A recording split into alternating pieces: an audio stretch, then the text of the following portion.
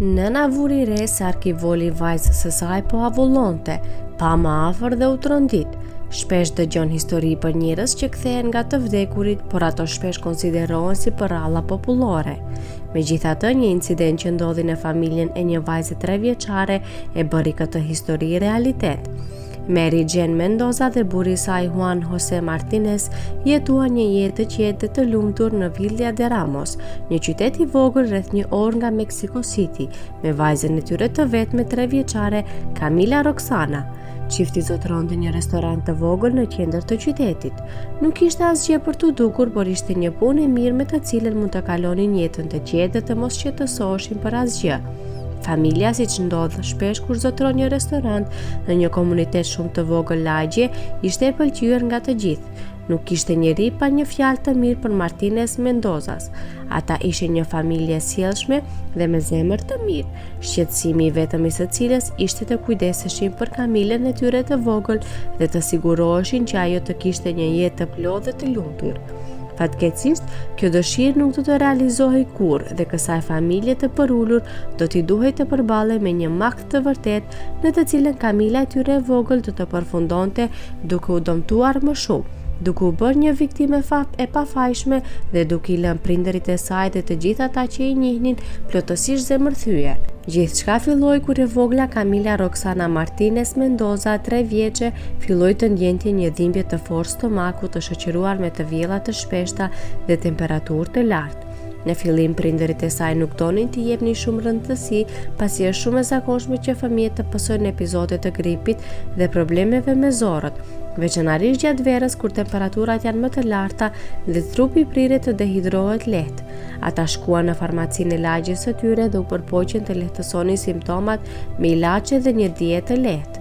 Megjithatë, asnjë nga këto nuk funksionoi dhe një ditë pasi filloi të ndihej e sëmur, Camila e vogël u përkeqësua në mënyrë drastike, deri në atë pikë sa nuk mundi të ngrihej nga shtrati dhe ishte në prag të fikëti për shkak të temperaturës së lartë që vuante.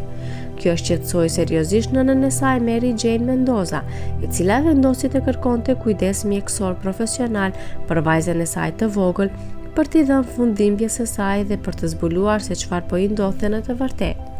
Vajza ka diçka serioze, Juan Jose, e ndjej, duhet ta çojmë te mjeku sa më shpejt të jetë e mundur ose në spitalin më të afërt.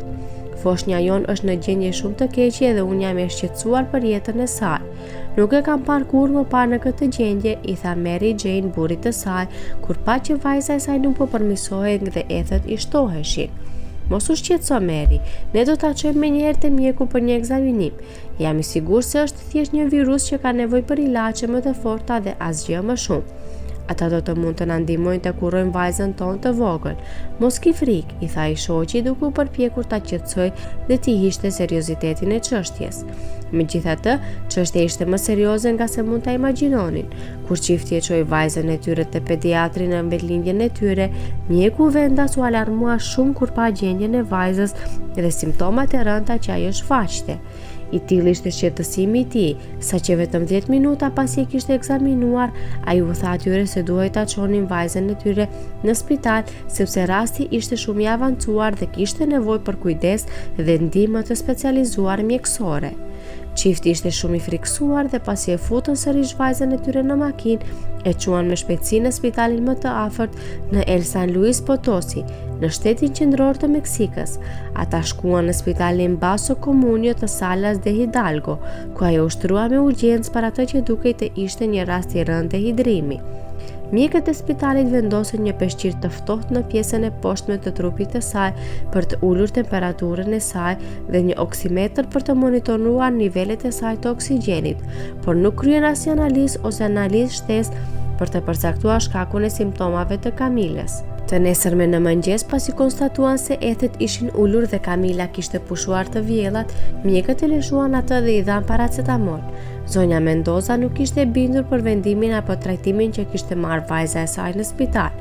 Kështu para se të largohej, ajo u përpoq të bënte mjekët për të riekzaminuar vajzën e saj, por nuk ja doli. Pse po dërgohet në shtëpi kaq shpejt? Mjeku i parë që ekzaminoi na tha se vajza ime kishte nevojë për trajtim mjekësor të specializuar dhe ju thjesht i dhat kompresa të ftohta dhe pilulën e saj kundër etheve. diçka që ne dhe çdo mjek në provincë mund ta bëj. Ju lutem, a nuk mund ta ekzaminoni atë edhe një ditë dhe përcaktoni burimin e shqetësimit të saj? Zonja Mendoza pyeti mjekun që trajtoi vajzën e saj. Në zërin e saj mund të dëgjohej frikën që ndjente për të nxjerrë vajzën nga spitali kaq shpejt. Nuk mund të bëjmë asgjë më shumë për vajzën tuaj të vogël këtu. Ajo i është përgjigjur mirë trajtimin që kemi kryer dhe për këtë arsye ne po e dërgojmë në shtëpi. Ky është protokolli. Më falni zonjë, tha doktori i thatë dhe prerë teksa nënshkroi dhe i la vetëm në dhomë. Pas kësaj çifti e ka kthyer vajzën në shtëpi, por me frikën gjendja e saj është përkeqësuar rënë në orët në vijim, duke bërë që familja të kërkojë një mendim të dytë në një zyrë tjetër mjeku. Mjeku tjetër këshilloi një dietë të bazuar në fruta dhe rekomandoi një mjekim tjetër. As kjo nuk i bindi dhe nuk e bëri vajzën të ndihej më mirë, krejt e kundërta. Të nesërmen kur asnjë nga trajtimet që ata rekomandua nuk e ndihmoi, ata kërkuan një mjek tjetër që e këshilloi ta shtronin vajzën menjëherë.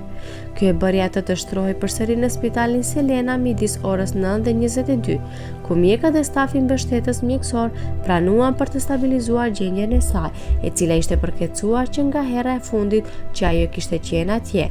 Duke kuptuar se asgjë nuk mund ta stabilizonte vajzën, profesionistët mjekësor u përpoqën të administronin terapi intravenoze në një përpjekje për të përshpejtuar procesin e rimëkëmbjes së të. Ky trajtim duhet të ishte nisur 2 ditë më parë, por fatkeqësisht erdhi shumë vonë. Vendosja e saj në IVA rezultoi sfiduese për shkak të krahave të vegjël dhe venave mezi të dukshme të Kamilës.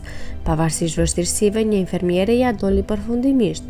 Për një moment u duk se shenjat e saj jetësore po rikuperoheshin, por ky optimizëm u shua shpejt. Pas një ore, infermierët hoqën shiritjen e saj intravenos dhe transferuan Kamilën e vogël në një dhomë tjetër për pushim. Ndërsa e morën, ajo u mbërthye pas meje. Stafi mjekësor udhëzoi: duhet ta lini të pushoj në paqe, kujton me trishtim nëna e saj. Pas kësaj, Mary Jane dhe burri i saj u gjendën të izoluar në një dhomë tjetër, të ndarë nga vajza e tyre, duke ngritur dyshime se diçka nuk shkonte. Ata kërkuan qasje të menjëhershme për të parë Kamilën dhe për të folur me mjekun e saj. Pas diskutimeve të ashpra me një grua të dëshpëruar, çifti më në fund doli nga dhoma. Megjithatë, stafi mjekësor u andaloi hyrjen në dhomën ku shtrihej vajza e tyre. Pak qaste më vonë, jeta e familjes Mendoza u ndal kur mjeku përgjegjes i informoi me trishtim se Kamila ishte në shtruar dehidrimit të rënd. Pavarësisht administrimit të trajtimit intravenos, gjendja e saj dehidrimit ishte shumë e avancuar për t'u kthyer. Ajo sipas mjekëve tashmë kishte vdekur. E gjithë familja ishte shokuar nga kjo ngjarje. Një funeral u organizua për të nesërmen për të lejuar miqtë dhe familjarët të vajtojnë humbjen tragjike të vajzës. Megjithatë, një kthesë e papritur ndodhi atë ditë. Nëna e Kamilës vuri re se xhami i arkivolit po mjekullohej. Fillimisht e hedhur poshtë si imagjinat, ajo këmbguli që të tjerët ta shikonin. Zonja Mendoza bërtiti: vajza po merr frym, fëmia im po merr frym, në lot dhe duku përpjekur të tërhiqte vëmendjen për atë që pa.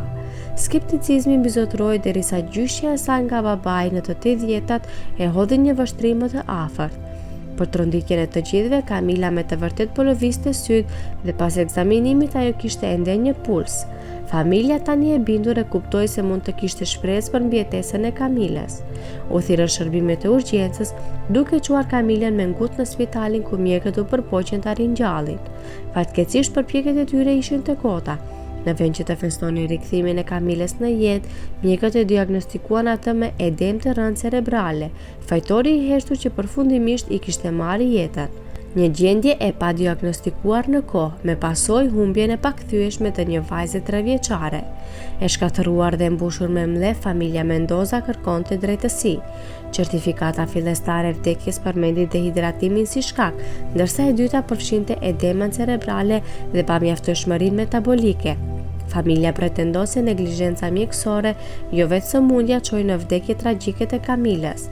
Prokurori i përgjithshëm i shtetit të San Luis, Jose Luis Ruiz, po heton rastin dhe po kryen një autopsi për të zbuluar shkakun e vërtetë të vdekjes. Prindërit e pikëlluar janë të vendosur të luftojnë për drejtësi, duke shpresuar se historia e vajzës së tyre do të parandalojë të tjerët të përjetojnë tragjedi të ngjashme. Familja Mendoza meriton përgjigje dhe drejtësi, dhe dhimbja e tyre shërben si një kujtesë prekse e pasojave të rënda të gabimeve mjekësore. E pra miq, kjo është historia që sollëm për ju sot. Ndani me ne mendimet tuaja dhe mos harroni të bëni subscribe kanalin ton.